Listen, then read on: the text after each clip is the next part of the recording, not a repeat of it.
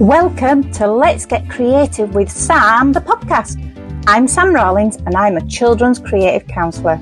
That means I help kids unlock their imaginations and explore the amazing world of creativity. But being creative can also be a great way to take care of our minds and feelings, which is super important. In this podcast, we'll be doing all sorts of fun things.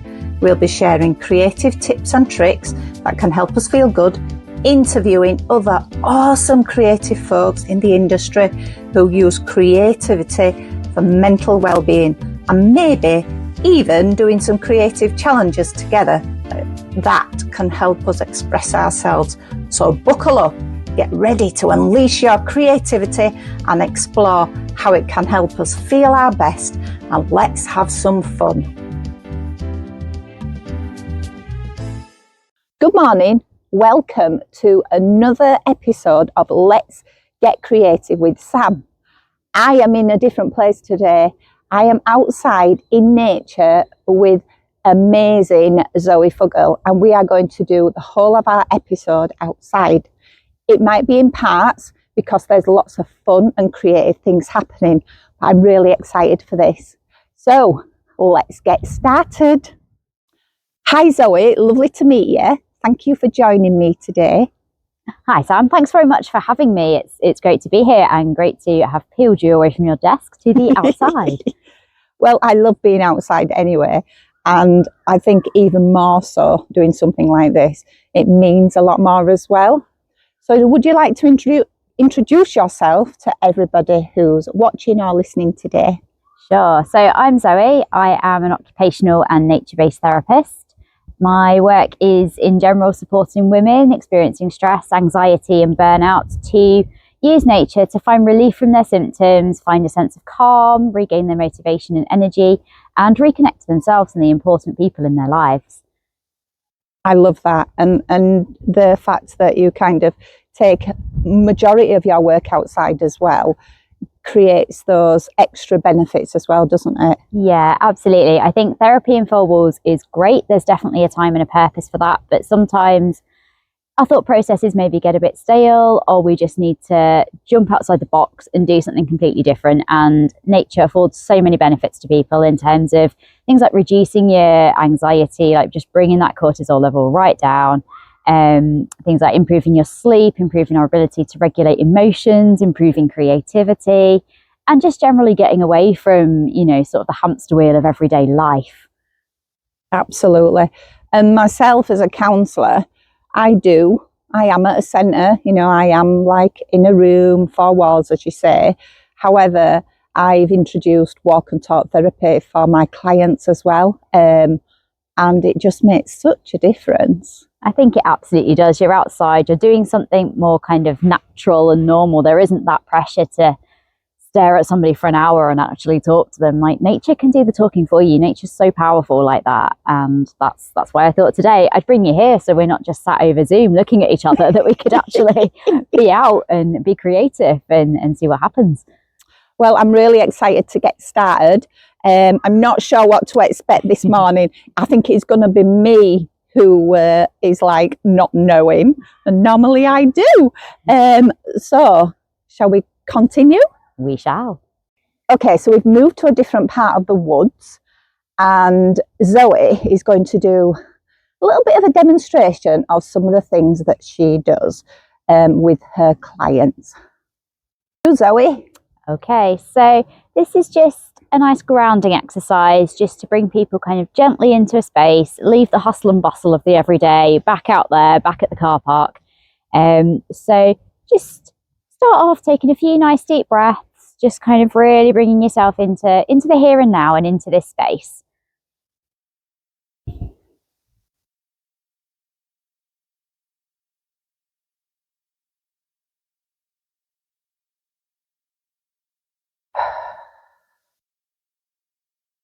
Okay, and first thing to do is to find 5 things that you can see. That could literally be anything. So, got some nice leaves down here on the floor. Got some green leaves as well down here. Got the tree. Nice bark. Feather just hanging on in there. Oh yeah. Yeah. And actually we've got these nice little buds on the tree as well, just getting a little bit of green coming to them. The first signs of spring. Yeah. And the second thing we'll do is just find 4 things that we can hear. Definitely heard the birds. Yeah. And pick up the motorway a little bit in the background as well. Yeah, that's true.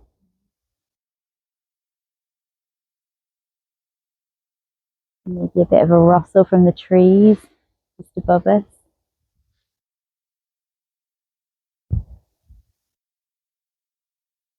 And then the stream.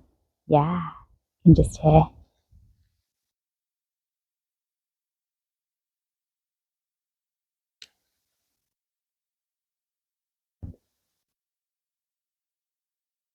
So peaceful. Okay, so this is just a nice grounding exercise. This is something you may have heard of before. It's called 5 things, and you can do this anywhere. But this is just a nice grounding exercise just to bring people gently into space, leave the hustle and bustle of the car park behind, and just gently kind of ease into where we are. So first thing I'd like you to do is take a couple of nice deep breaths, just gently in through your nose and out through your mouth.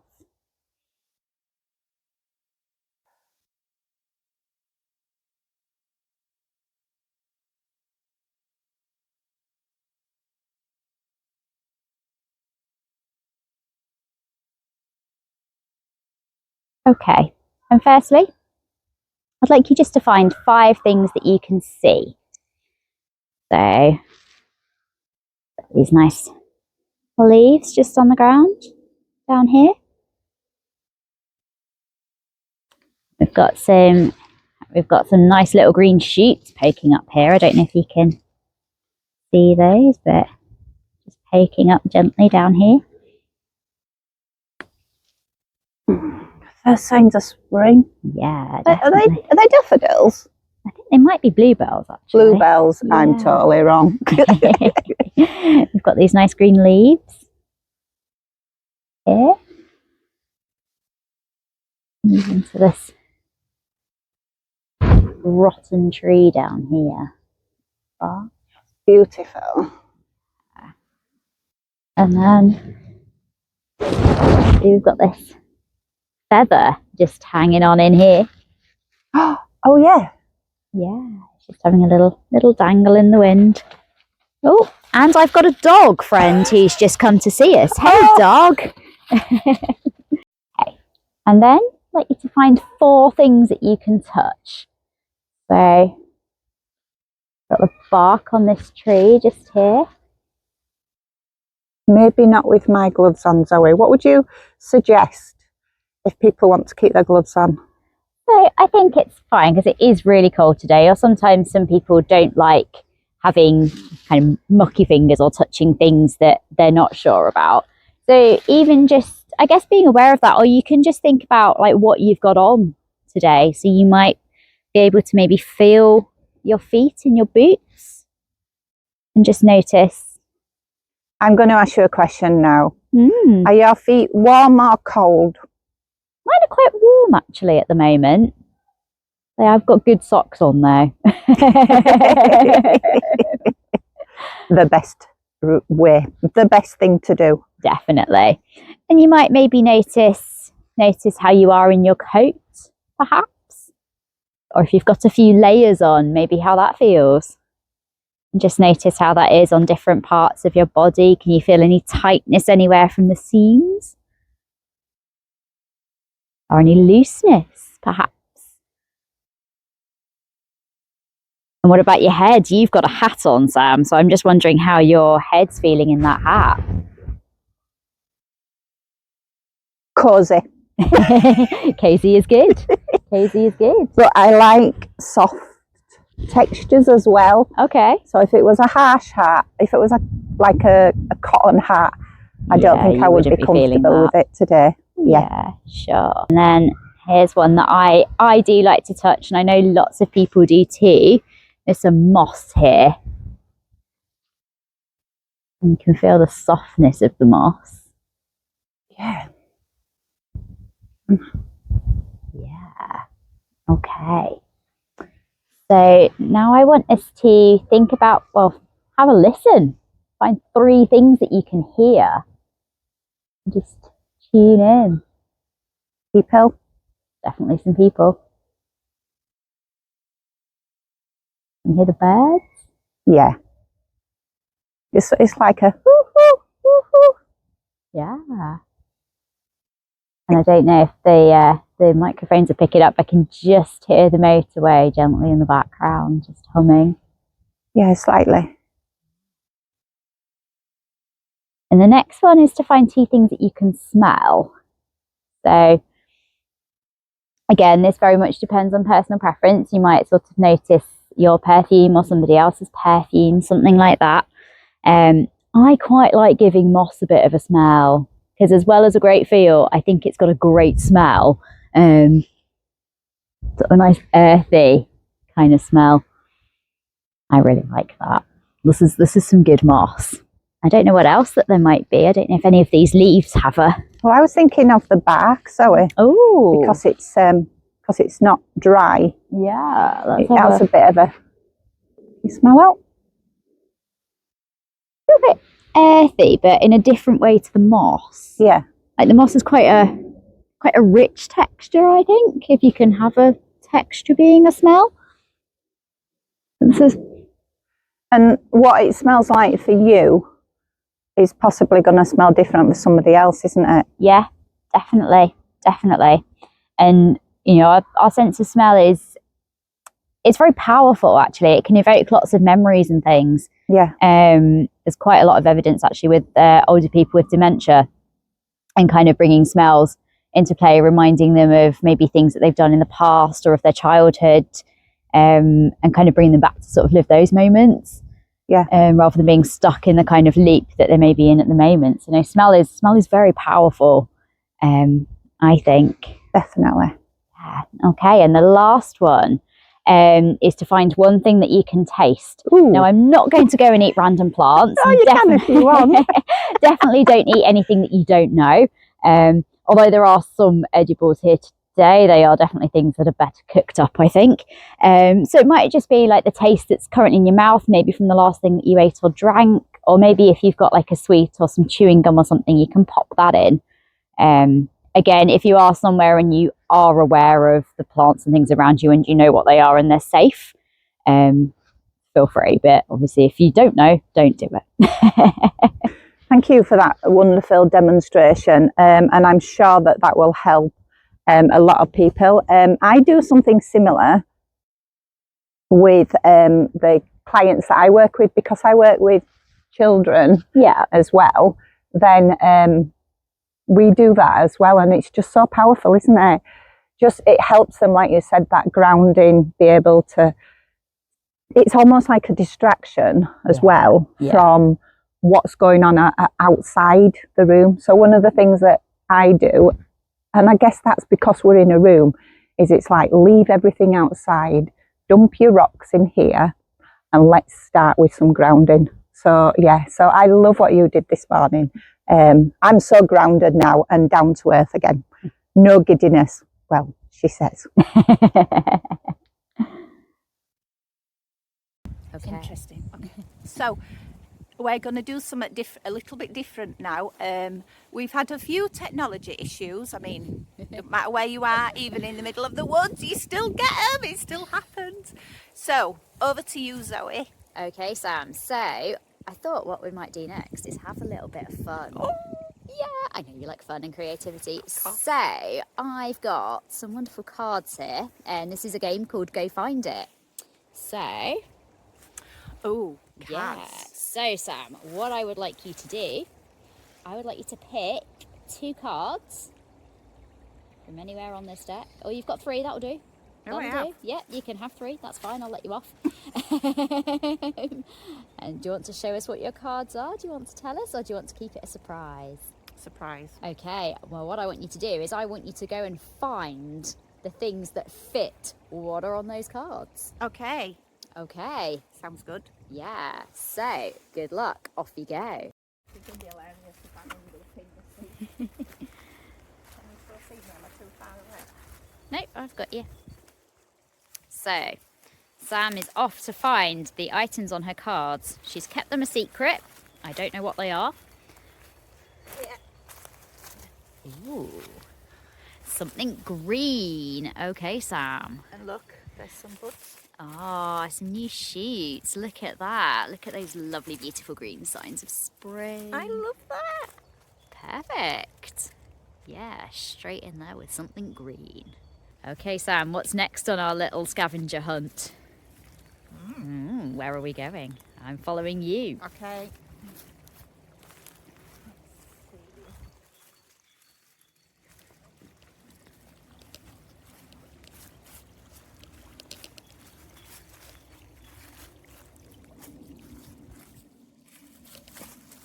She's got a look of determination on her face right there.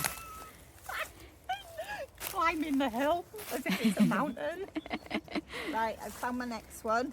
Oh, what's the next one? Oh, something rough. Rough. Okay, and this. we've gone for this lovely surface on this tree. Look at that bark. Very rough. But look at the patterns in it and all. Some great patterns. If we can have a little zoom in right there. Yeah. Love that. What does it feel like without the glove, Sam? Can you bear to part with the glove? I think so, just about. Feels nice actually. It's rough, but it's still got some smoothness to it as well. So yeah, and I love all the little dints. This is so good as well for like connecting to earth, isn't it? A tree. Yeah, yeah, definitely. It's a bit small to hug this tree. You can give her a hug, Sam.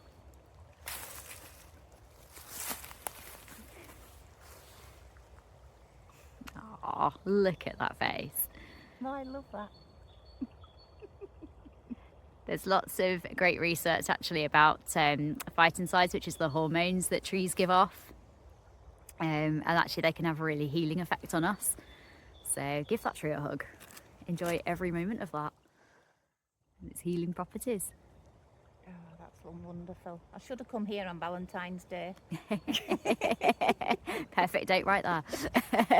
Absolutely. Okay, right. What's next? One. I really enjoyed doing that, so thank you for doing all your different demonstrations to Zoe today, Zoe. Hi. That's it. I'm in the woods, I'm outside, and I just become a different person totally.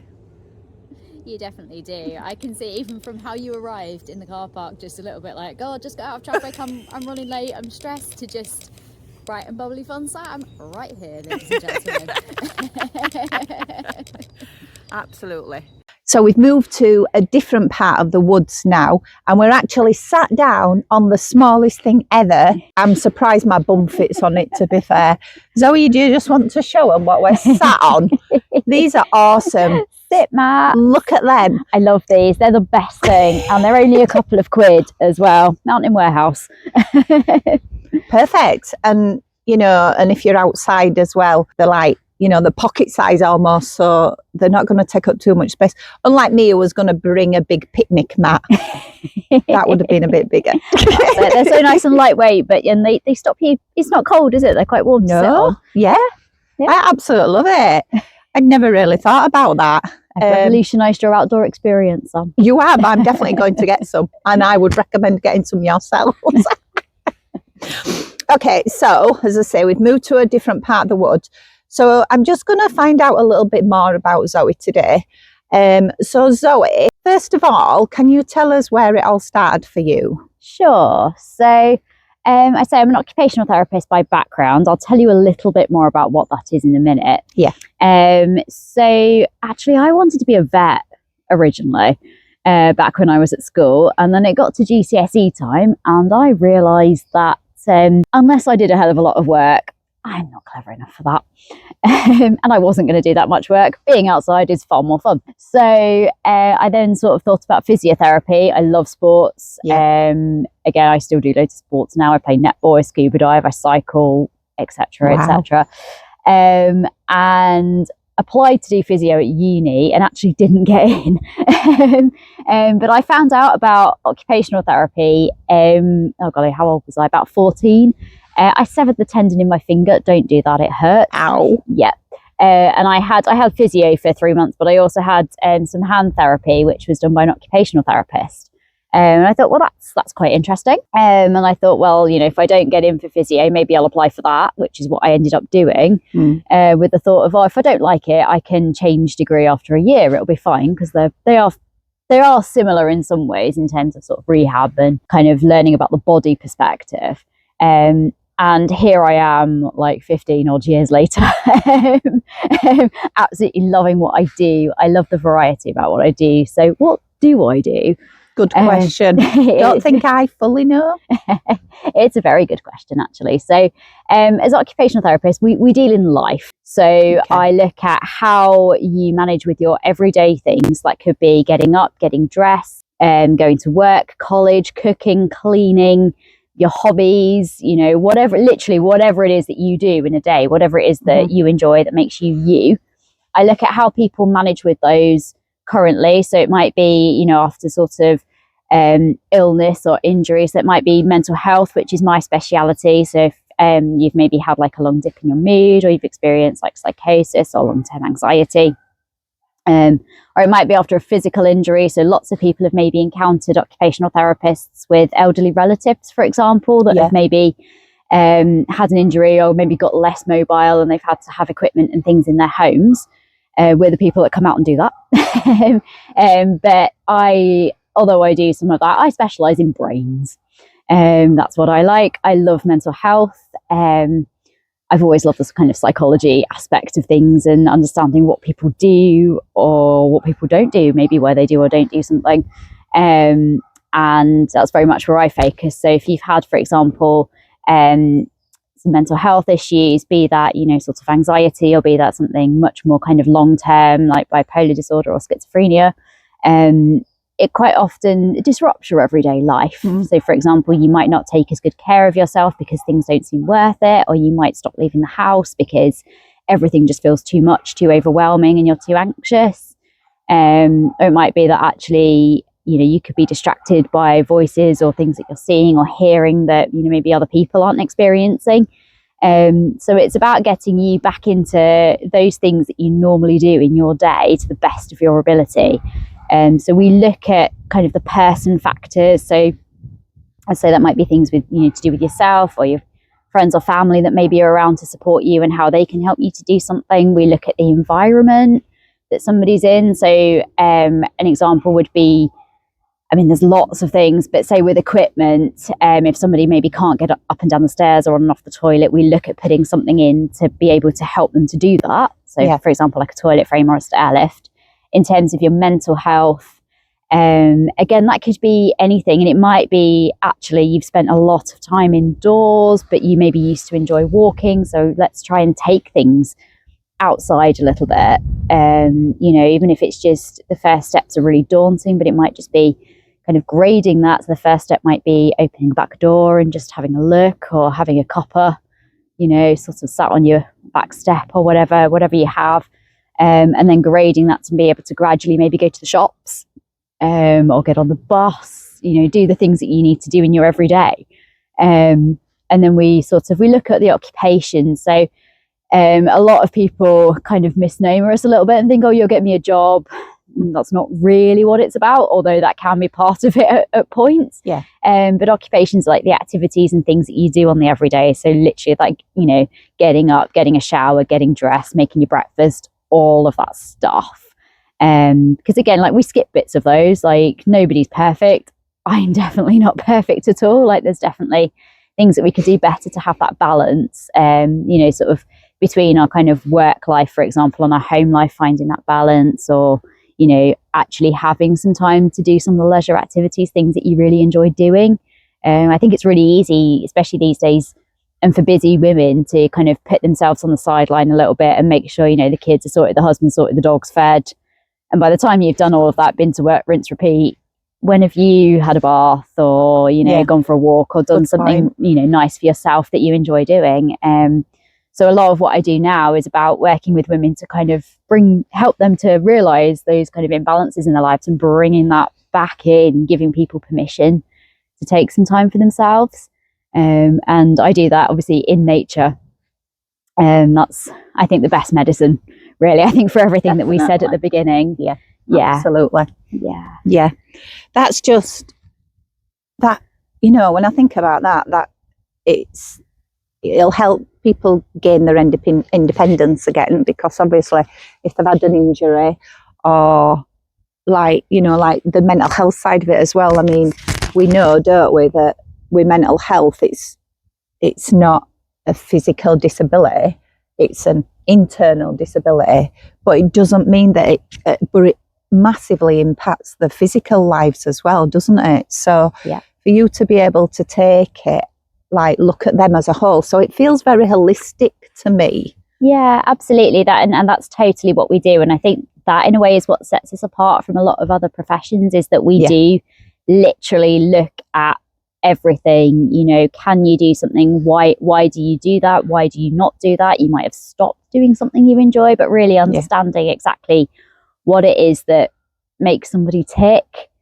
That's totally exactly what we do. We look at the person as a whole and try and, you know, maximize their independence and their abilities to do the things that they want to do and need to do in their day. Yeah, I love it. And when I think about what I do, I kind of work holistically in some ways, because of, like, especially mental health. So for instance, like using the creativity, but also using it to like connect with feelings and what's going on internally. So those physical symptoms that people don't always, particularly children, don't always connect, that is actually part of the mental health as well, do they really? So yeah, I would kind of say I am. And obviously being outside as well, it completely changes the dynamics of the relationship, because you've also got the third part of the relationship as well, haven't you? Yeah, absolutely. And now I think what you do is totally holistic as well. Yeah. And it's that, I think there's something very much actually in what you said with that kind of brain-body connection that we maybe don't always realise. And particularly, I think a lot of people say with anxiety, with chronic anxiety, might sort of have all these unidentified physical symptoms that they, you know, they can't pinpoint. So they might sort of get those kind of heart palpitations and you think, oh God, like I'm having a heart attack, something's really wrong.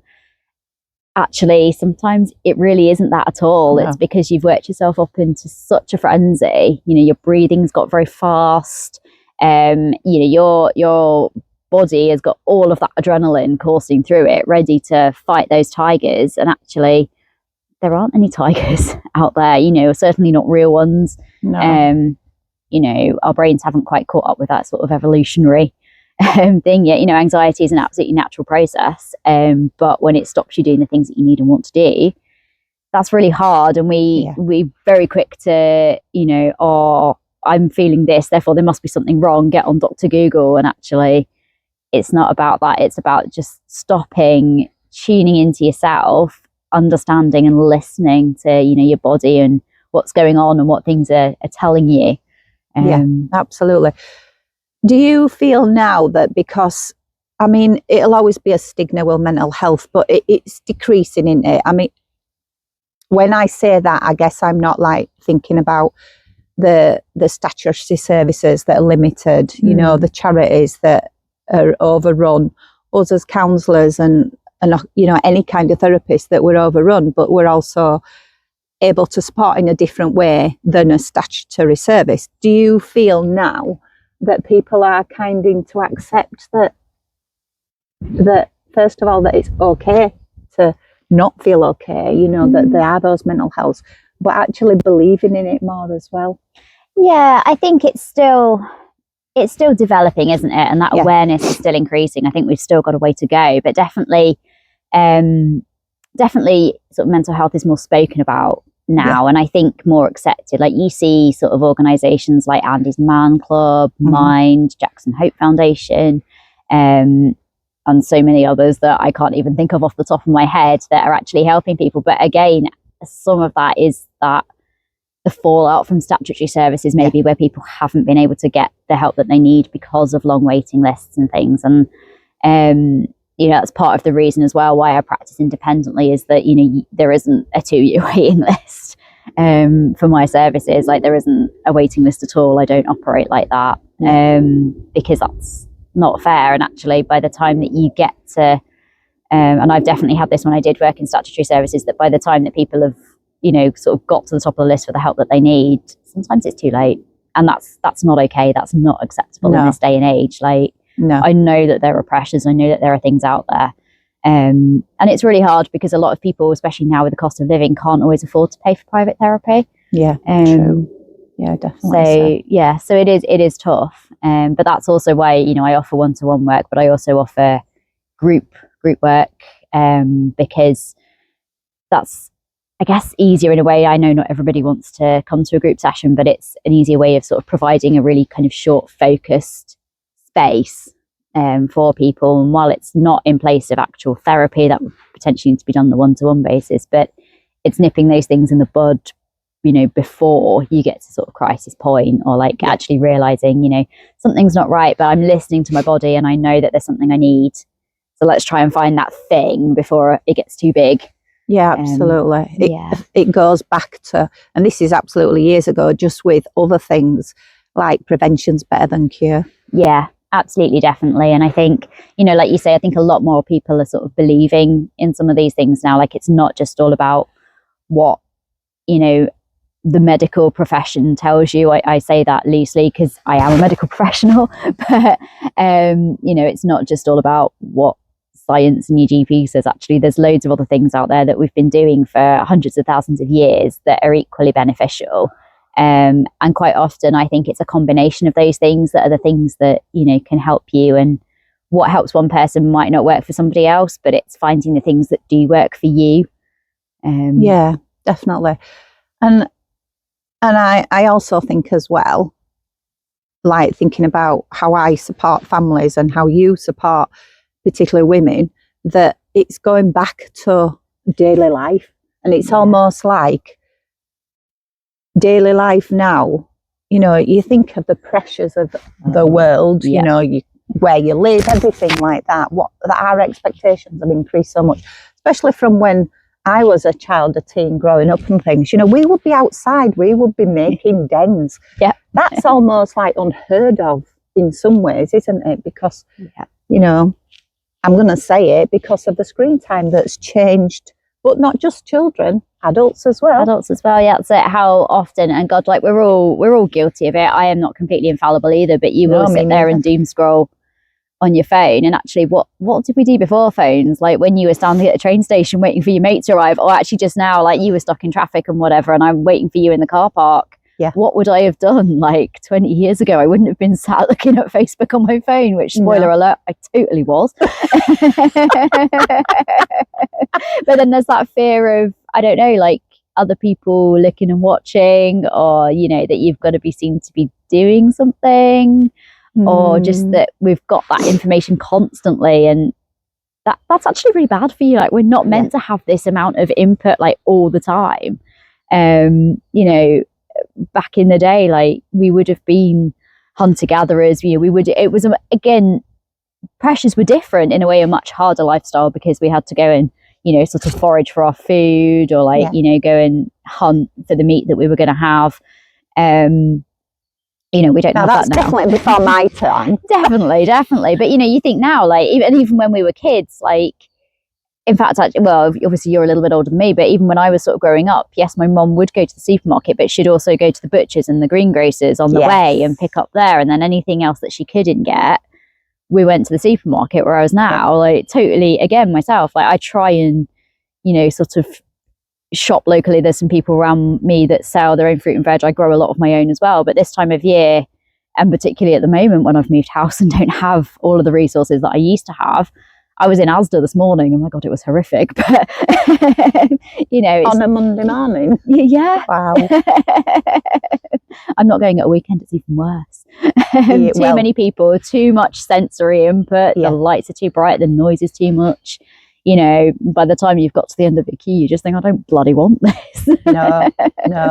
And I can relate to that. And I think that's it. It's almost like, I remember it used to be always like London was like that. You went to London and you came back absolutely exhausted because of the tubes, the trains, the commuting. Everything was always so big and overwhelming, like you're saying, the lights and the buildings, everything. But now it's everywhere, isn't it? Yeah. And if you go back to being a child and you're having to experience that, and you continue experiencing that, then it makes a lot of sense in some ways that when you get to being a mum, an adult, that you get to a stage where you have breakdowns, or your mental health is just ignored. Yeah, and you think as well, like, I know when I was a kid, like, we were outside all the time, or like, you had to, I was an only child. My mum did some childminding, so I did have like other kids my age around at times, and I was always quite happy like entertaining myself.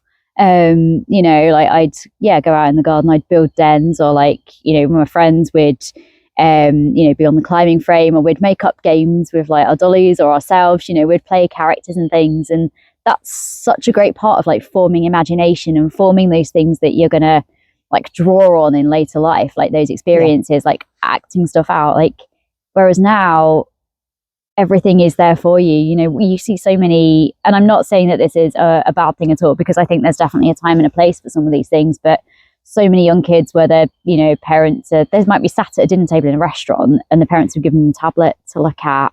And God, like my mum used to take colouring books and things for me, but you sat at the table, and if you weren't sat at the table, like, God, I'd have got a bollocking. And I'm not saying that that's necessarily right or wrong, but she'd always take some like colouring books or some puzzle books or something, so that I had something to do. Or if the pub had like a playground, I'd be out in that. But we're just constantly in front of screens now, and you don't realise how much I think that it does affect you. And it's interesting what you were saying about London, actually, in the hustle and bustle of that, because I'm from London originally. Okay. Yeah. And so like that, and I was actually inadvertently, but I was at university in London, but I was living out. So when I came back home and I was having to commute for work, it was very much like you had to be at the station at this time to get this train, and if you didn't do this, like, you'd miss this connection, that connection, you probably weren't going to get a seat, but if you timed it right, you might get a seat on one of your connections. I knew exactly where to stand on the platform to be able to get in a carriage of the train that wasn't too busy, and so that I didn't have to walk too long at the next station, so that I could make the next, all of this stuff. Wow. Bloody hell.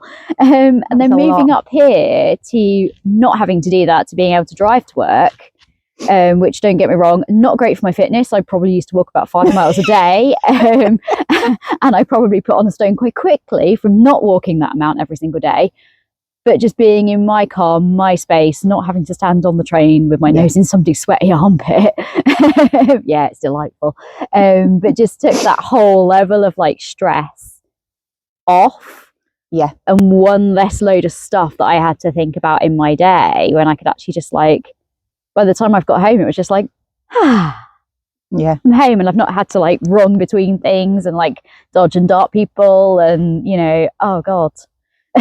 Just even thinking about it now is making me frantic. Well, I can imagine. As I say, that's what my London experiences were, and then I'd come back to like Leeds, and it was all okay. But now it's just like my happy place now is the coast, because I know that I am going to get that kind of that tranquility, that peace. Yeah. Also, when we talked about grounding right at the beginning through your your demonstration, grounding is so important, and I feel that we are very grounded where we are, but then when we step back into a room again, it just goes, doesn't it? Yeah, absolutely. And it's hard. Like, I'd notice Certainly when I was working in hospital, like you'd be doing a really good job holding it together like all day and like doing all the things you need to do, and then you'd get back to like your desk, or like you'd sit in your car at night and just think, I haven't actually breathed, like I'm suddenly like really shallow, and just to have that just and I think being in nature is just naturally that moment, like you can just let everything go. It doesn't matter for however long that you're there. It provides that sense of awe, that kind of deep like inspiration, and just realizing that there's a bigger picture, like everything is bigger than you, like we're just a dot at the end of the day in the universe. It's quite humbling in a way, I think. Definitely. Well, thank you so much for that. I found it really interesting talking to you about like where it all started from, and you're real passionate for it. So we're nearly coming to the end of the episode. It's just been amazing. It's so much better if you can get outside, even to do a podcast episode, and we are evidence that it works as well. So Zoe, this is the part where I ask you what your 3 tips are. Okay, so you put me on the spot a bit here, Sam. But what I would say, 3 tips for good mental health, I suppose, and for keeping yourself well and on a level. So breathe, definitely number 1 tip. I think I said myself earlier that even I get points in my day where I think, oh God, I've not breathed, and actually just stop. Take a deep breath. Like if ever you're feeling anxious, angry, just unsure of what you're going to do, or you're just on autopilot, just stop, take a breath, have a think, start again. Just collect your thoughts. Definitely get outside. It doesn't have to be a huge hike, it doesn't have to be anything complicated. You've seen today just some really quick things that we've done, but it might just be even getting outside and having a cuppa outside. Watch the sunrise, watch the moon, the stars, whatever feels good to you, whatever you can fit into your day. I know sometimes that's a challenge, but definitely had somebody recently who was like, whenever I go to work, the sun is really shining on my doorstep. I was like, well, that's your sign for the day, like maximize that, make the most of it. So that's now what she does. She stands on the step, gets those first rays of sun. Oh, amazing. And what's my last tip?